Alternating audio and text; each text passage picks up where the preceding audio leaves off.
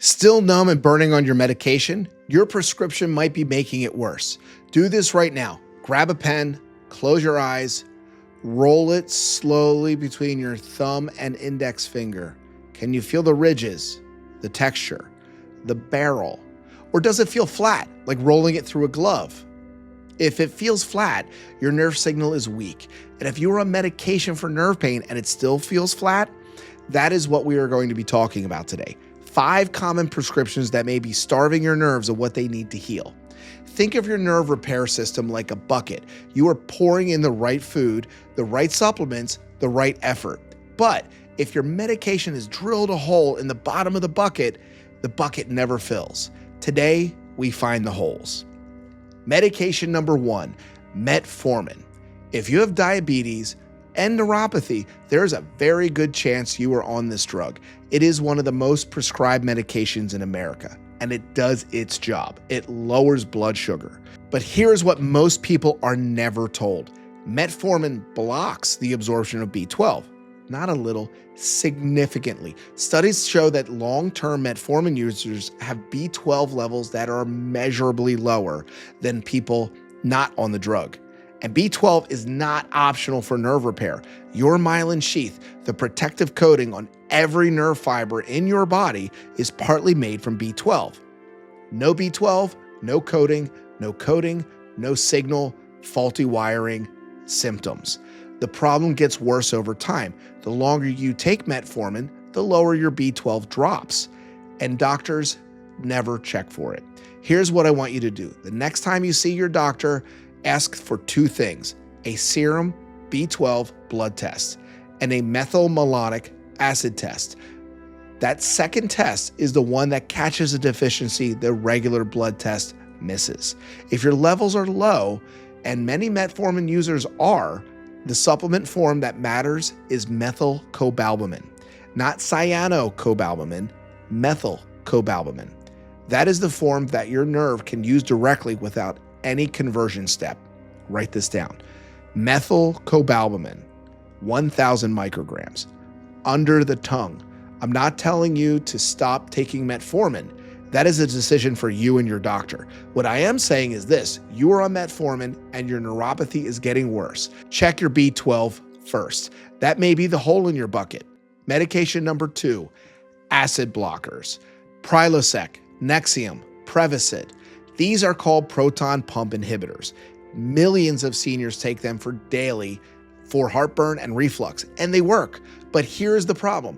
B12 in your food is locked inside protein. Stomach acid is what unlocks it. Your gut uses acid like a key to break open the protein and release the B12 so your intestines can absorb it, along with other foods. When you shut off that acid, B12 stays locked in the food, passes right through you.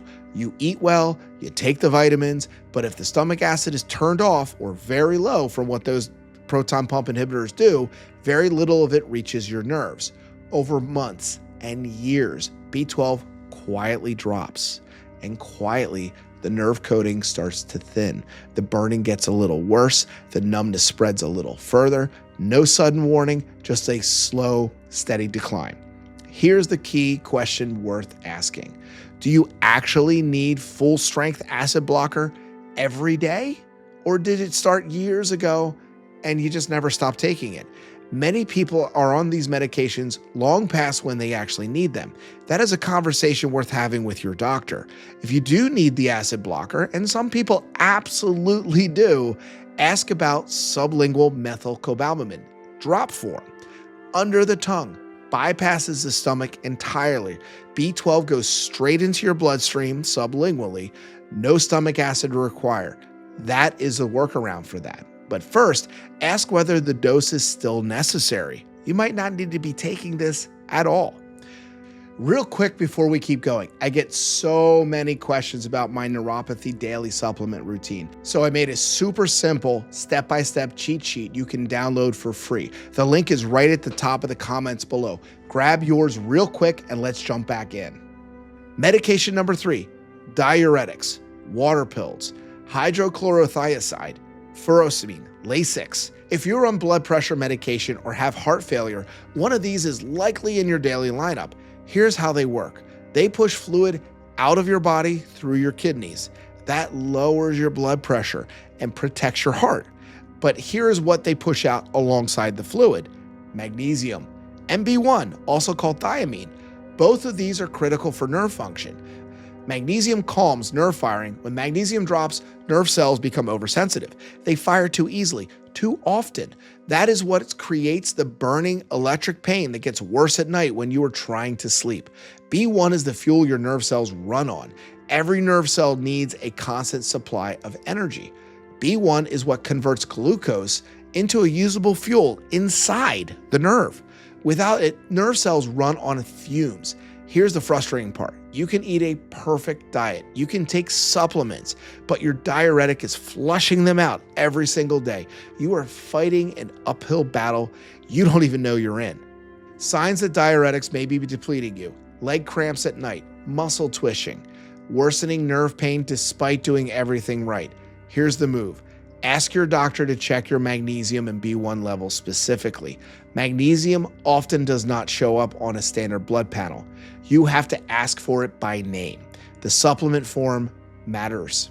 For magnesium, magnesium glycinate, not oxide, not citrate, glycinate, crosses into the nerve cell and into the system. For B1, actually it's benfotiamine, not regular thiamine, fat soluble. It gets inside the nerve cell. Write both those down: magnesium glycinate, benfotiamine. Let's pause here for a test. You need 2 cups, one with warm water, not hot, warm, one at room temperature. Close your eyes. Dip one finger in with your right hand into the warm cup and then into the room temperature cup. Can you feel the difference? Now try it with your toes if you can reach them safely. If you cannot clearly feel the difference, your nerve signal for temperature is weak. This is one of the earliest signs of nerve damage progression, and it is one of the first things that improves when the depletions are addressed. Drop your results in the comment below. Felt it clearly? Barely? Not at all? That is your starting point. Come back to this test in 4 weeks after addressing your medication depletions. Now, here's the surprise. We're not done yet. 2 more medications, and one of them is something most people would never suspect. Medication number 4, Gabapentin and Lyrica. I have full videos on exactly how these drugs work in our channel. I'll put the links on the screen, but here's something that the video does not cover in depth. Gabapentin shares an absorption pathway with benfotiamine, the fat-soluble form of B1 we just talked about. Here's the mechanism. Gabapentin is absorbed through the same channels in your gut that absorb fat-soluble B vitamins. When you take a high dose, 900, 1200, 1800 milligrams, it floods through those channels. Benfotiamine gets crowded out. The drug that is quieting your pain may be blocking one of the key nutrients your nerves need to repair. This is not a reason to stop gabapentin. If this is the only thing that gets you to sleep and function right now, that really matters. This is a reason to fix your timing. Here's your protocol. Take your benfotiamine with a meal that is at least 2 or 3 hours away from your gabapentin dose. Give the absorption channels a clear window. Morning gabapentin, take benfotiamine at lunch. Evening gabapentin, take benfotiamine at dinner. Never together. That simple timing shift may change everything. Medication number 5, statins, Lipitor, Crestor, atorvastatin, rosuvastatin. Over 40% of Americans over 65 are on one of these, and here's the piece almost no one talks about. Statins deplete CoQ10. CoQ10, coenzyme Q10, is the energy molecule inside every cell in your body. Your nerve cells are the most energy-hungry cells you have.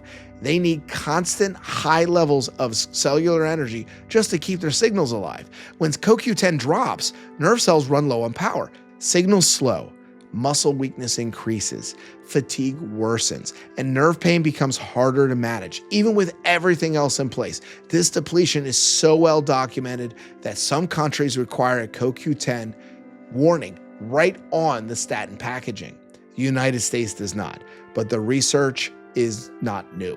If your neuropathy seems to be getting noticeably worse after starting a statin, as well as muscle pain and soreness, this connection is worth a direct conversation with your doctor. The supplement form to ask about is ubiquinol, not ubiquinone. Ubiquinol is the active form that for your cells that can actually use directly. 200 milligrams per day with a fat-containing meal. Write it down. Ubiquinol, not ubiquinone. Here's your complete checklist. Metformin will steal B12. Replenish with methylcobalamin, 1,000 micrograms under the tongue, sublingual drop form. Acid blocker steals B12 through a different door. Same fix. Methylcobalamin sublingual bypasses the stomach completely, so you don't have to worry about stomach acids. Diuretics steal B1 and magnesium. Replenish with benfotiamine and magnesium glycinate. Gabapentin blocks benfotiamine absorption. Fix the timing.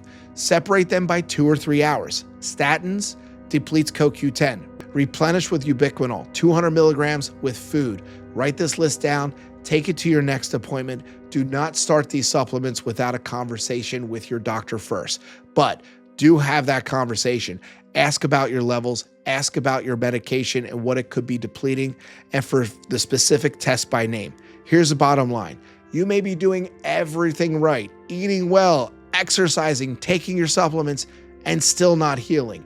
Not because the approach is wrong, but because there's a hole in the bucket. Find the hole first.